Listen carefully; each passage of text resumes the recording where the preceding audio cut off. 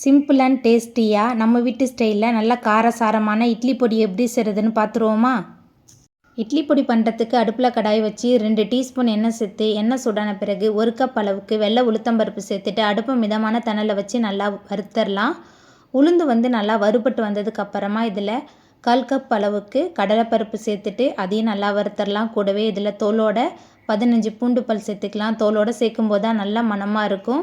வறுபட்டு வந்ததுக்கப்புறமா 35 வரமிளகாய் சேர்த்துட்டு நல்லா வறுத்தரலாம்.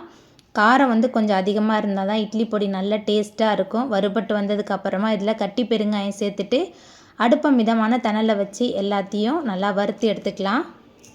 இட்லி பொடி வறுக்கும்போது அடுப்பு மிதமான தணலில் தான் இருக்கணும். அப்போ தான் எல்லாமே சமமாக நல்லா வறுபட்டு வரும். வறுபட்டு வந்ததுக்கப்புறமா அடுப்பை ஆஃப் பண்ணிவிட்டு ஒரு தட்டில் கொட்டி ஆற வச்சிடலாம். ஆறினதுக்கப்புறம் மிக்சியில் மாற்றிட்டு தேவையான அளவுக்கு கல் உப்பு சேர்த்துட்டு கொரன்னு அரைச்சி எடுத்துகிட்டு வந்துடலாம்.